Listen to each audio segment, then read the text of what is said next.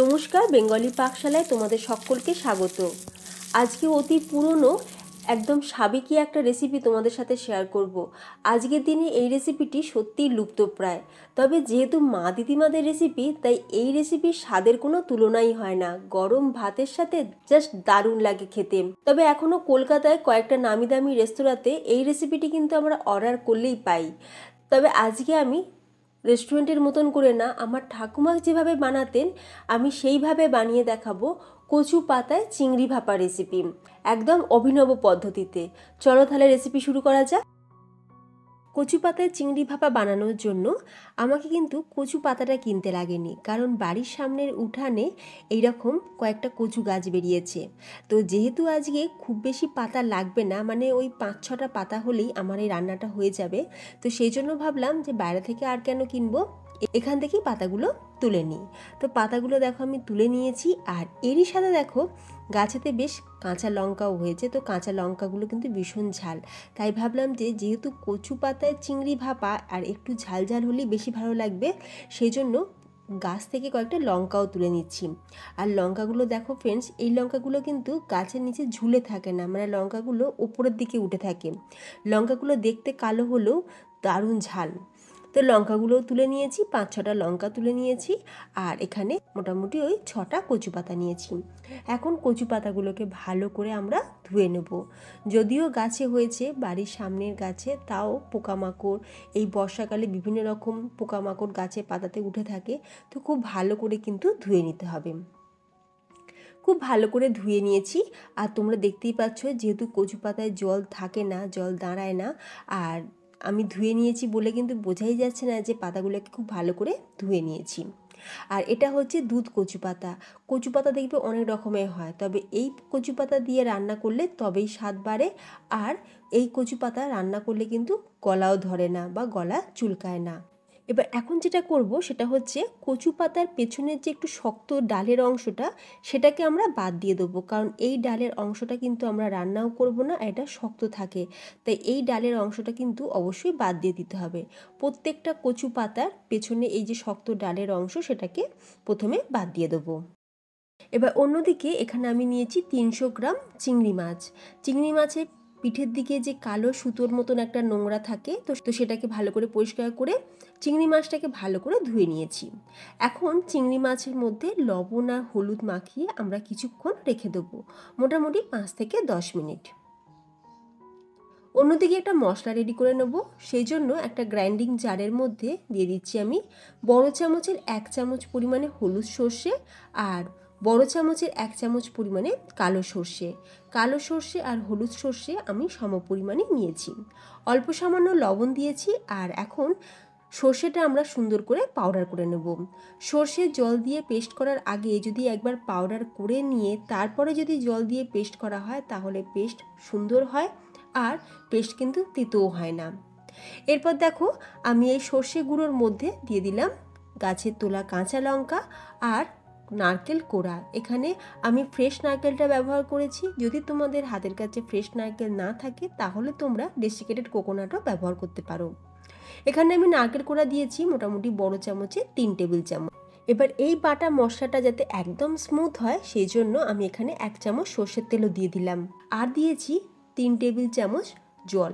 অল্প পরিমাণে জল দিয়েছি, জল কিন্তু খুব বেশি দিয়ে মশলাটা পেস্ট করবে না, তাহলে মশলাটা পাতলা হয়ে যাবে, তখন রেসিপিটা বানাতে অসুবিধাই হবে।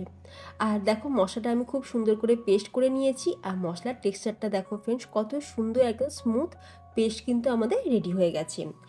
এরপর চিংড়ি মাছটার মধ্যে আমরা এই মশলাটাকে প্রথমে দিয়ে দেবো। বাটা মশলাটা দিয়ে দিলাম, এর সাথে দিয়ে দিচ্ছি 1/2 চামচ হলুদ, অল্প সামান্য একটু চিনি দিয়েছি, কয়েকটা দানা দিয়েছি চিনির, আর স্বাদ অনুযায়ী লবণ দিয়েছি।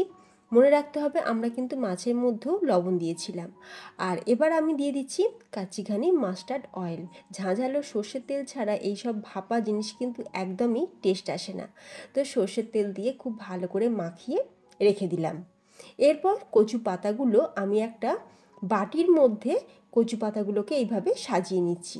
কচু পাতার নিচেতে একটা বাটি রেখেছি, তার উপরে 5-6টা পাতা এইভাবে সাজিয়ে নিলাম। এরপর পাতার মধ্যেই আমরা ওই ম্যারিনেট করে রাখা চিংড়ি মাছটাকে দিয়ে দেবো।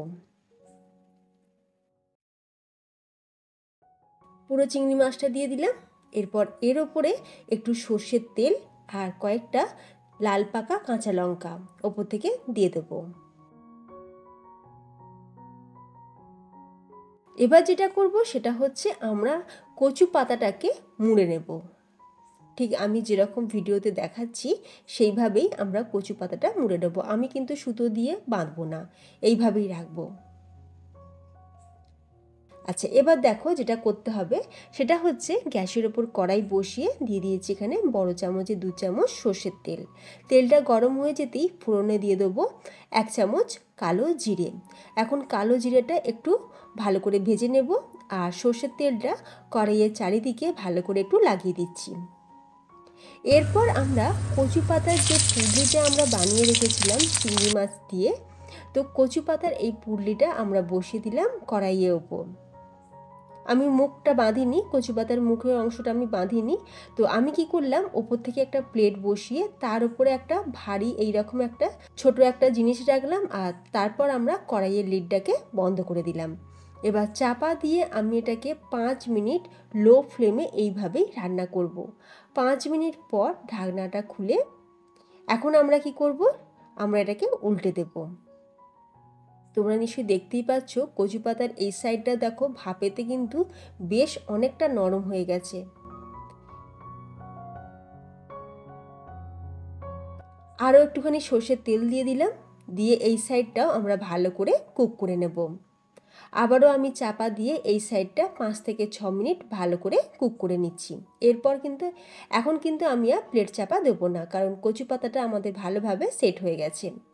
চাপা দিয়ে এটাকে 5 মিনিট রান্না করে নিয়েছি। 5 মিনিট পর এই যে দেখো ফ্রেন্ডস, আমি কিন্তু গ্যাসের ফ্লেমটাকে অফ করে দিয়েছি। তো কচু পাতার চিংড়ি ভাপা আমাদের একদম রেডি। অনেকে অনেক রকমভাবেই কিন্তু এই রেসিপিটা বানিয়ে থাকে, তবে একবার আমার ঠাকুমার মতন করে বানিয়ে দেখো, স্বাদের সত্যি কোনো তুলনাই নেই। গরম ভাতের সাথে এই রকম একটা রেসিপি থাকলে দেখবে পুরো 1 প্লেট ভাত এই একটা পদ দিয়েই খাওয়া হয়ে যাবে, আর কিছুই লাগবে না। আমি একটা প্লেটের মধ্যে ঢেলে নিলাম।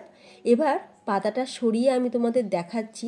তো দেখতেই পাচ্ছ ফ্রেন্ডস কত সুন্দর লুকসটা এসেছে, দেখো কত সুন্দর দেখতে হয়েছে, দেখেই যেন খেতে ইচ্ছা করছে। যেমন দেখতে হয়েছে আর খেতে তো তার থেকেও বেশি অসাধারণ।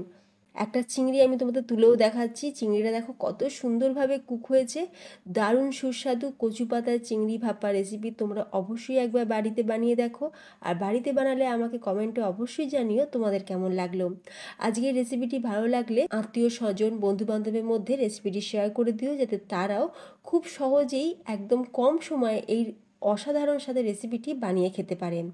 নতুন বন্ধুদের উদ্দেশ্যে বলছি, যদি এখনও এই চ্যানেলটি সাবস্ক্রাইব করা না থাকে তাহলে প্লিজ চ্যানেলটি সাবস্ক্রাইব করে পাশে থাকা বেল আইকন অবশ্যই প্রেস করে রাখবে। তাহলে আমি চ্যানেলে যখনই ভিডিও আপলোড করব তার নোটিফিকেশান সবার আগে তোমাদের কাছেই পৌঁছে যাবে। তাহলে ফ্রেন্ডস, আজ আসি, দেখা হবে নতুন কোনো রেসিপির সাথে। ভালো থাকবে, সুস্থ থাকবে, ধন্যবাদ।